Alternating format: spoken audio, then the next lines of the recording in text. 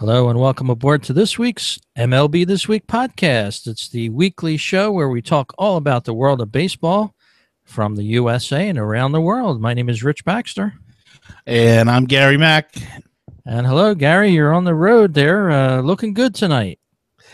Thanks, Rich. Yeah, we're up at Herkimer, New York, and it's a little mini vacation, so got to get the show in, though. Show must go on, so we're here.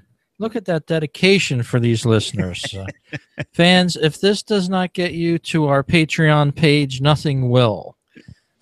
There you go, Rich.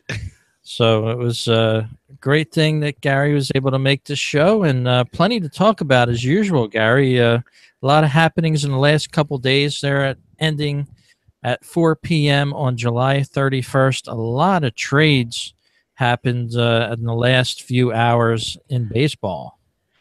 Rich, this was one crazy week in baseball. If you're a Mets fan, you know what I'm talking about just from the New York angle. But we have Cole Hamels changing teams and Mike Leake changing teams. And, oh, my gosh, I can't even remember everybody going. I've got a little list here I could go down. Maybe you can help me with. Well, the Tigers traded a dream come true for you, Gary. Yoenis Cespedes to the Mets for Michael Fulmer and Luis Cessa. Yes, two pitchers. I like Michael Fulmer. He's a good prospect, but, sometimes you have to trade. And when the craziness of Wednesday night with the Carlos Gomez deal fell through, they had to get a bat, and he is a rental, and I'll be interested to see if they try to sign him. I don't know if they're going to spend that kind of money for him, but let's enjoy it while he's here. Yeah, I guess it all depends what he does with the Mets. Of course, that could make the minds up of the ownership of the Mets there. Some other trades. Tommy Hunter went to the Cubs for Junior Lake. So that was a good trade for the Cubs. The Mariners traded J.A. Happ. He's been around quite lately. Went to the Pirates. And the Pirates made a couple of small deals, but I would think important deals. They picked up Aramis Ramirez before the deadline and some bullpen help. So they're going to be tough, those Pirates. You got to watch that team, boy. Yeah, they really improved themselves for the trade deadline. The Marlins traded Dan Herron and cash to the Cubs. So the Cubs got better overnight there with that trade deadline. And all of a sudden there's some renewed optimism in Chi-Town. Cubs picked up a couple of veteran pitchers now, getting Lester before the season and now Herron. So a couple of veterans to add to a young staff. And they really didn't give up all that much. They needed another starting pitcher in there, and they went out and did it. And how about the Toronto Blue Jays, if I'm just jumping around a little bit here? They really helped their club. They David Price landing him, and they practically emptied out their farm system, getting Troy Tulowitzki and David Price, but boy, they're loaded to go. Yes, they are. A lot of teams really improved. As you said, the Pirates, the Blue Jays really are dealing with this season. I think they're going to try to make a run at the Yankees this year. They even got a nice on-base kind of guy in Ben Revere from the Phillies. So, look for good things to happen up there north of the border. Now, Rich, how are the people feeling in Philadelphia about the trade of Cole Hamels? And they got a nice haul back for him, and Ben Revere got another player for him. So how are they feeling about that? Yeah, I think a lot of people were resolved to the fact that the Phillies were trying to move Cole Hamels for a long time now. Finally, it's happened. There was a full-page ad today in the Sunday Philadelphia Inquirer from Cole Hamels and his wife, thanking the fans again. He had a press conference before he left town with the Phillies, and again, he just gushing all about how he liked Philadelphia. He actually was a few one of the few players that lived within the city of Philadelphia. You know, a lot of these players get their money and go south or out to California where they're from. But Cole Hamels, no, he had a big penthouse suite up in one of the tallest buildings in Philadelphia, and that's where he called home all year round. So, yeah, the Phillies will miss him. He was the anchor of the staff there with the starting staff, but they collected quite a haul for him. They got 5 minor leaguers and an injured pitcher right now who is Matt Harrison. He went instantly on the DL upon getting to Philadelphia, and it's kind of tough to accept a pitcher that's on the DL for somebody like Cole Hamels. They also got Jake Diekman, did the Texas Rangers. So, you know, shortly the Rangers should see the benefits of that trade for them, and hopefully in the long run it'll be the Phillies who restocked their farm team overnight, it seems.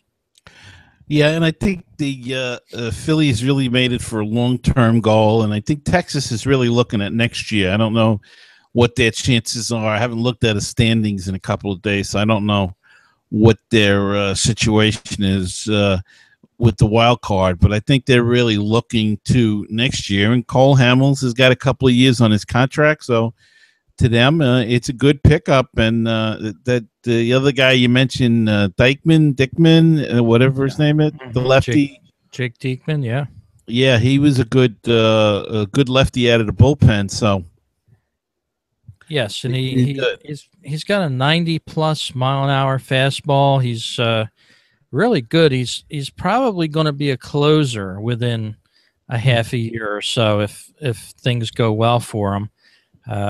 I had the pleasure of talking to him 2 seasons ago in Philadelphia for a few minutes, and he was really a super nice guy, as most of these baseball players are off the field. But, yeah, he just had a good aura about him, and wish him well as well. The Phillies will miss him in the bullpen. And, Rich, surprisingly, the Yankees didn't make any moves at all. They made one minor move. They picked up Dustin Ackley, second baseman. But other than that, they're going with they got as a starting pitching staff. And, of course, they've got that good closing bullpen, but they might need help down the road there. Yeah, all of a sudden it looks like the Yankees might be for real this year. They're 59-45. They've found a place on top of the AL East, and they've been there for a little while. They've got a 60-run differential to the positive there, so they're doing really well. I guess they felt they didn't need to make too many moves with the kind of team they're having this year, Gary. But as you said, your Mets really picked it up in this trade deadline, and I know you were calling for it with your podcast and Mets Musings. I was interested to hear your overall impression of how the Mets did. Well, I think they did very well. Getting Kelly Johnson and Juan Uribe was the first move, and that was a very good move for a couple of minor league pitches. I did like the one pitcher, John Gant, that went in that trade. But as I said earlier, you have to get rid of some of these guys to get something that you need. And the trade for Tyler Clifford was another good trade, and especially since right after that, and we're going to discuss that in a minute, the Henry Mejia debacle that came down, and then of course the big one was getting Cespedes right at the deadline, which puts that bat in the lineup, and now they have Darno coming back, and the possibility of David Wright in a week or two. And that's just that lineup, while it's not going to be murderer's row, is going to be definitely lengthened, and it's going to be tough to pitch around than it was a mere 2 weeks ago. It was from the 5th spot or maybe even the 4th spot at times down to the 9th spot. It was the easy pickings. Now it's going to be tough, and add to that the Lucas Duda has gotten red hot, 8 homers in 7 games, and he's hitting them in bunches now, and none of them are cheapies. I mean, he's hitting them out, and this is going to be a tough team. I mean, they took 2 out of the first two with the Washington, and tonight is really the showdown for first place. The Mets win, they're tied. If not, they're still in great shape. They're 2 games out, and importantly, they have sent a message to Washington this year that we're for real now. We got Cespedes, we've got the stud pitchers, and we're on our way. So, and the Nationals, I got to tell you, they made a big tactical error coming into the second half. The Mets set up, and Terry Collins gets a lot of criticism in New York about things, about his managing, but whoever it was, him and his coaches, they set up the pitching rotation for these 2 series. So in both series, they had their best guys going: Harvey, DeGrom, and Syndergaard. And okay, the first time they stumbled a little bit, took 1 out of the 3, but now in this series, they stumbled, but they came back and they took the first 2, and they got Syndergaard going tonight, and they didn't see Scherzer in this series. So somehow, for all of the dumbness and the way the Mets played this year, they managed to stay close enough to make this important. Yeah, and as you said, it's not really late in the season yet, but most teams are over 100 games now. The Mets at 104. So it's sort of a foot race to the end of the season from here on in.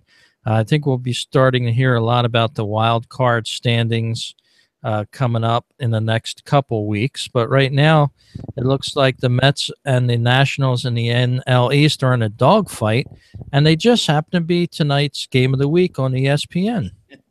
Yes, they do. And Noah Syndergaard is going, and Yoenis Cespedes is playing center field, I believe, tonight. So it'll be fun.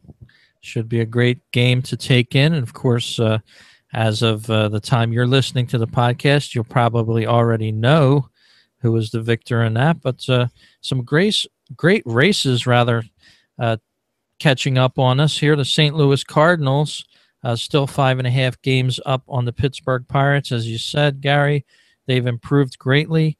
The Pirates at 61-43 so far on the season.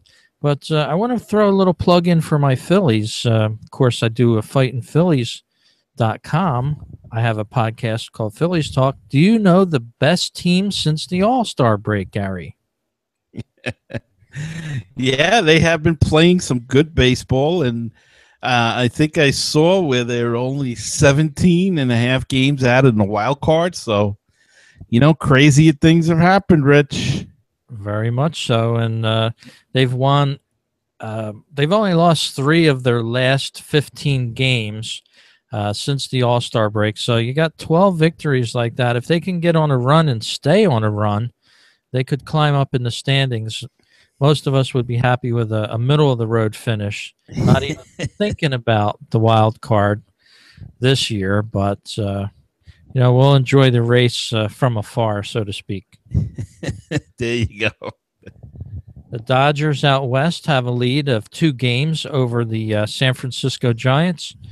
That's going to be a good race as well, Gary. Yeah, that's going to be another dogfight out there, Rich, because those two going back and forth at one another. And the Dodgers made some improvements to their team, and the Giants added a starting pitcher. So everybody got a little bit of help, and we'll see where it takes them.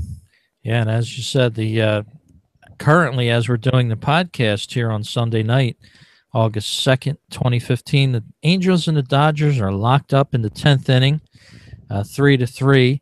And then after this game, the Dodgers have to fly east. They'll be facing the Phillies for 3 games, Tuesday, Wednesday, and Thursday of this upcoming week. And that should be a good test for the Phillies as well. So a lot of baseball left to be played, and a lot of great baseball. This is when the race really starts to intensify and get fun. Here we are hitting the dog days of August, and as you said, Rich, this is where it gets fun and exciting, and we still got another month. It really clamps down in September, so looking forward to it. Yes, we are. Well, Gary, you have the top story after the trade deadline talk for us here. Your own Mets Mejia is called out on the carpet with a 162 game suspension, and it seems like he hasn't learned a lesson. Well, Rich, yeah, Henry Mejia has been suspended 162 games for his second failed drug test, and he already had missed 80 games this season for the same thing, and he was tested positive for the same drug. And then news came out that the test occurred while he was still on his first suspension. So it's the words stupid and idiot come to mind, but I think Major League Baseball has to do some investigation here, and I'll tell you why. Mejia, and I don't want to be attacked like Colin Cowherd was, but he is from the Dominican Republic. And this past week, 3 of the New York Yankees pitching prospects were suspended from the Dominican Summer League for the same steroid. And if I could pronounce it, I would tell you Stanazolo. I don't, something like that. And it was 2 earlier Yankee pitching prospects that were suspended for that same steroid. Now, whether it's a problem in the Dominican Republic, is it easy to have? Do they just, the trainers and stuff just give that out to their players because it's legal down there? Nelson Figueroa, the Mets pregame announcer, he does the pregame show. He made a point that he said a lot of times these guys go and train, and the trainer puts out stuff, and they take it and don't ask. And he says that could be part of the problem. But he said also that Major League Baseball has an 800 number for players, and all they have to do is call and say, "Hey, I got a drink here, and it's got this, it's got that, it's got in it. Is it okay?" And they'll tell them. And to not take advantage of that and to get caught for the second time for the same drug, and he speculated as well. Maybe they said, oh, here, if you take this other thing, it'll mask that. And it didn't really do that.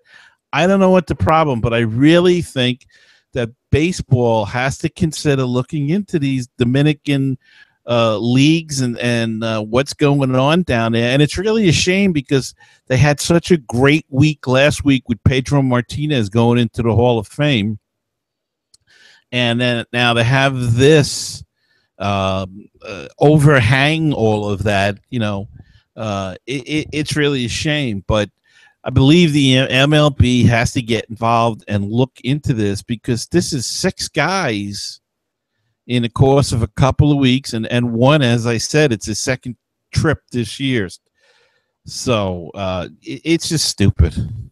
Yeah, and that sort of second trip within such a close amount of time should have probably ended up in a harsher sentence. I know that's one of the things that the MLB is now starting to explore. The second violation is an unpaid 162-game suspension. And a third violation would result in a permanent suspension from baseball. That would be the enhanced punishment program. So that would leave him with one more shot at playing baseball for the rest of his career. But you got to look at this almost like you do a drunk driving conviction in different states. You get a second one, and you might be in jail for a while. Not that they should jail a major league player, but certainly maybe a longer suspension might be in order, maybe even a 2-year suspension or something like that, because a lot of these guys are willing to sacrifice the chance of getting a suspension of only a year in return for the supposed benefits of what they're getting from these illegal substances. I think, Rich, the problem you would run into if you make it much longer than a year is that somebody's going to turn around and sue and say, you're taking away my right to make a living. Okay. I can accept the seat 1 year, but if you're making it 2 years, then, you're taking away my living. So I don't know, but I really think they should, for the good of all of these players, they should investigate and see what this problem is that, it's so willy-nilly, and it just seems odd that it's just the Dominican players so far.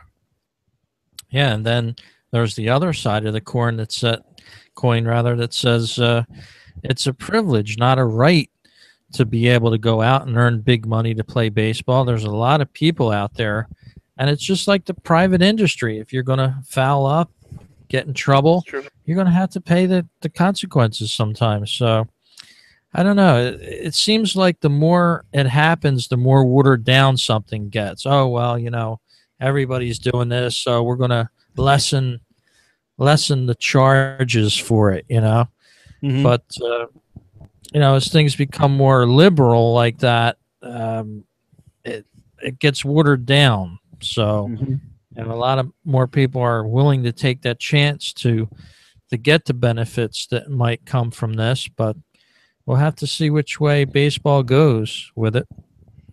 Certainly.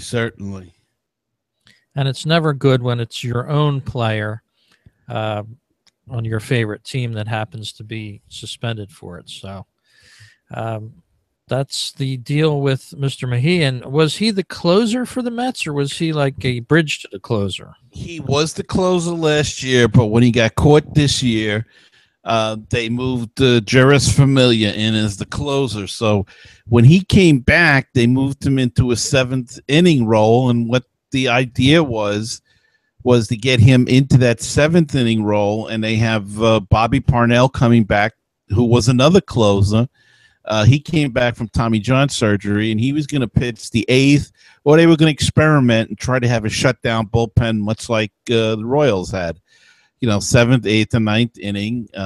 3 former closers, as a matter of fact. And, then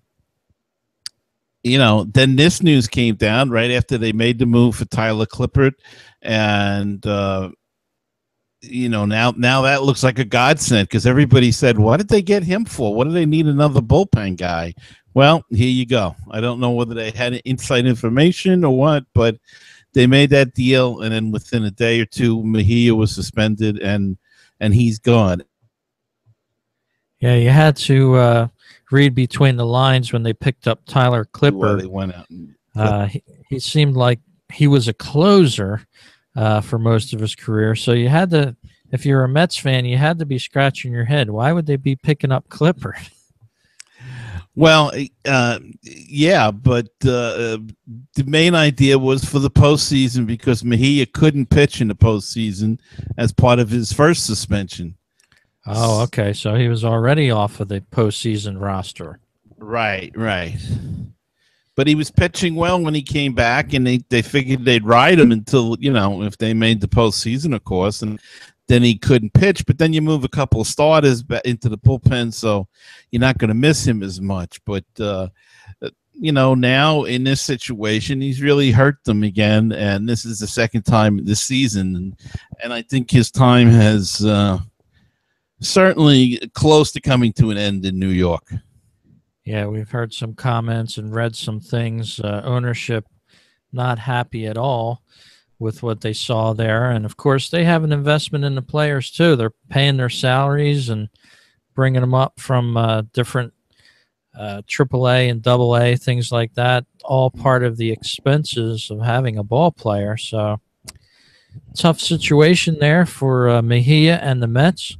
But moving on here, discussion about a pre-Civil War baseball card was sold at auction this week. I know we talked about that a little bit in a couple of shows ago. And this Civil War card actually was for a New York team, Gary. Very rare card, fetched $179,250 in an open auction. Featured players from the Brooklyn Atlantic's team, was a team card picture from around 1860, and it was sealed in plastic and held by the family that owned it for the past 150 years. Wow.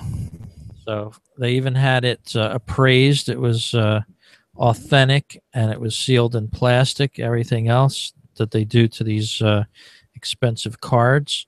And yeah, somebody picked it up for $179,000 in the past couple days. And based on the age of that, it almost seems like a bargain, doesn't it? Yeah. When you figure jerseys go for anywhere from 300,000 and up, a card like this, it's probably a one-off type of card. I doubt too many more are going to be found out there. But that goes way back before most major league teams were even founded. Yeah, and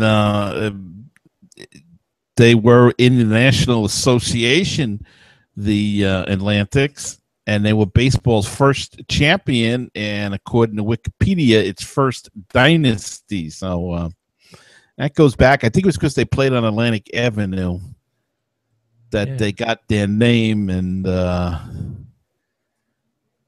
pretty interesting stuff, though, Rich. Yes, it is. At the same auction, a jersey worn by Mickey Mantle in 1966 sold for $322,650. So there goes. Quite a lot of money in old collectibles in sports. So if you happen to come by some old cards in your collection, check them out. They might be worth some cash. Yeah, I don't think I have any that old, though. Yeah, that goes back a ways. Well, Gary, you have the next story up on this week's show for us. Well, Rich, we've talked a little bit about it with the craziness of the week, especially in New York, and Wednesday night was no exception. That was a night, of course, that most of us thought that Carlos Gomez was being traded to the New York Mets for Wilmer Flores and Zach Wheeler. And what a bizarre night, because nothing was official. Nothing came out as official. And yet Wilmer Flores was playing in the game and went out, and I forget what inning it was, around the fifth or the sixth and everything, in tears. And it turns out that he had heard from people in the stands, and he made an out, came back to the dugout and got a standing ovation. I guess everybody thought this was his final at bat, and it just got bizarre and bizarre that night. Just totally crazy. And of course, then the deal fell through. Terry Collins had a bit of a rant in his post-game speech. One of the reporters said, "Why did you leave him in?" He goes, "Why would I take him out? He wasn't traded. I didn't know anything about it." It was quite entertaining. If you can find it online somewhere, it was very entertaining. And what it did, though, is it made Wilmer Flores a folk hero in New York. And right down to Friday night when he played, in the first inning, he made a diving stop playing second base, got a standing ovation. First time at bat, he got a standing ovation. He drove in the first run of the game, got a standing ovation. He hit a pop-up, and he got a standing ovation. And as Terry Collins said, a Hollywood writer couldn't write that script because he came up in the bottom of the 12th and hit a game-winning walk-off home run. And that was just the end of a bizarre week in New York City, and specifically a bizarre night Wednesday at Citi Field with, I half expected Tom Hanks to pop up sometime and say, "Are you crying? There's no crying in baseball." Yeah. But Wilmer Flores got himself some he's become a folk hero both in the New York area and across the country. David Price even said, I'm a Wilmer Flores fan. So it was just a bizarre evening. Yeah, and I did see the rant by Terry Collins after the game on the post-game interview. It was very comical itself, the way he explained it. he explained it's a fellow player came up to him and told him that, Wilmer was over there crying, and he wondered What is he why. crying about? So, it goes back to when you're kids almost. But yeah, Flores getting emotional. Came up with the Mets since he was 16 years old. And here all of a sudden he heard the applause. So he probably knew that something was on the horizon. And just about every media organization reported on it. So. And, Rich, tell me if you've ever heard this. In another bizarre thing that came out, Zach Wheeler called the general manager afterwards. Now, Zach Wheeler had Tommy John surgery, so he can't even pitch this year. He's not going to be available till next season. But he called the general manager to tell him he does not wish to be traded. He loves it here. So I never heard, anybody, a manager, a player call a general manager and show his allegiance, or however you wish to put it, to stay here, and neither one of them ended up getting traded. So I don't know, maybe we'll both see, but it was something else to see the passion and the upset in Wilmer Flores that he did not want to leave here. Now, it probably would be a lot of players, the way the Mets have played up and down this season, that would think that you'd be happy to get out of here. But not Wilmer. It's the only home he's ever had, and he wants to stay. Very cool story there on how human aspects are still in baseball. My point from last week, they shouldn't have computers and cameras calling the pitches. It still is very much a human game, as we saw this past week with Wilmer Flores. Well, speaking of protecting humans at games, Gary, there was an article in the Chicago Tribune today about protective netting for the fans. There's more issues developing even in the Chicago area. And there was even a class action lawsuit recently filed by an Oakland A's fan in Northern California seeking to extend the protective screens all around baseball. So this is very much an ongoing issue. Every time a fan gets injured in the stands, it comes up again. But I think we're going to see some more netting around the stadiums coming next year. And I don't know what the issue the teams are going to put up. They can't say because the people pay top dollar for those seats, because the top dollar seats are behind home plate and they have the netting. So I don't know. To me, I guess it's a no-brainer. Just do it to either the dugout or a little bit past the dugout. I'm not crazy about the idea, but if they're going to start getting sued and stuff, then it's best to do it and avoid that. Yeah, and I grew up in an era with hockey where they never had those large nets that they have now behind the goals, but you really need it in hockey. I mean, that's another avenue there.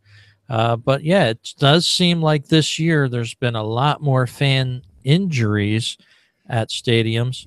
Some states have their own laws in effect that protect the teams, New Jersey being one of them. Of course, there's not a major league team in New Jersey, but a handful of states have laws in effect that, in effect, protect the teams themselves, stating that there is a liability possibility of coming into a ballpark and being hit by an object. So, those laws were in place by certain stadiums and cities and states already.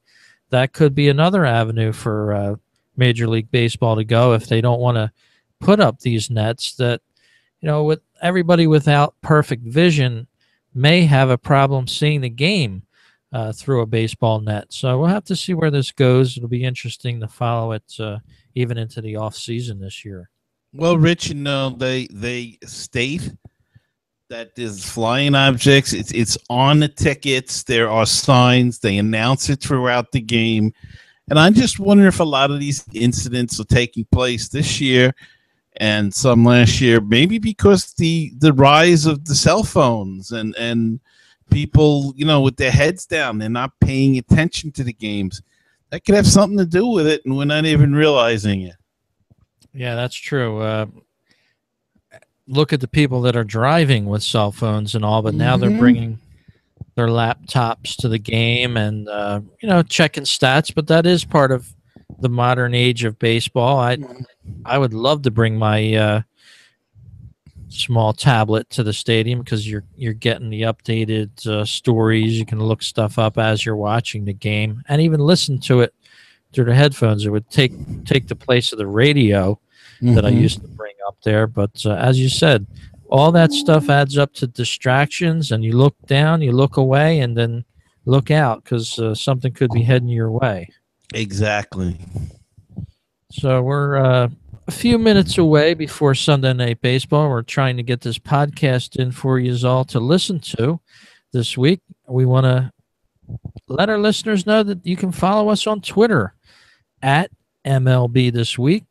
Subscribe to us on YouTube and through our Google Plus channel. Just go to MLB This Week, search it out. Follow us on our Google Plus, and you'll get an advance notice of all of our shows that we do. If you want to watch it live or on your own time, you can download us at iTunes or over at Stitcher Radio. So plenty of places to check out our show, Gary, and we thank everybody for listening. Yes, sir. And no excuse not to check it out. And check out baseballtalkradio.com, baseballpodcast.net. So many different kinds of teams podcasts there, all independent podcasts covering many, many different teams, even Japanese baseball, Canadian baseball, fantasy league baseball. You got the Phillies with Rich's great show, and the Mets with my show, and even some minor league baseball. So go check it out at baseballtalkradio.com. Yeah, we just added a second Chicago Cubs show, so just in time for all those Chicago fans to tune in. If you're in the Windy City, check it out. You got count them two, Ivy Envy and Wrigleyville, two great podcasts about the Cubs. And the more the merrier. And we just added Fangraphs audio podcast to the site over there at Baseball Talk Radio.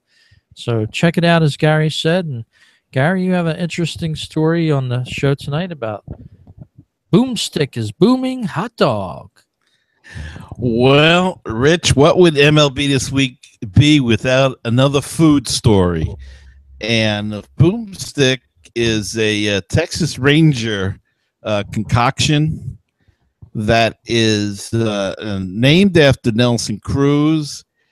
It is 2 feet long. It costs $26, and it's got chili and cheese and onions on it. And I wish I had a picture, but being on the road, I wasn't able to come up with anything. So you'll have to go check it out. But it looks delicious, and you can chip in with your friends and split it, I guess, a couple of ways, I guess, for $26 and 2 feet long. So the Boomstick. That is baseball's largest hot dog. And I'll do one better. I'll put a still of this hot dog right on our website at MLB This Week in the show notes here. And as Gary said, that's one big hot dog. I mean, I've seen some hoagies before, but a $26, 2 foot long, all beef hot dog smothered in chili, nacho cheese, jalapenos, and caramelized onions. Onions, yeah. You better have a lot of napkins with that hot dog. You definitely can't eat that at your seat. The ballpark sold nearly 20,000 of the monster hot dogs during the 2012 season, which was Boomstick's inaugural year.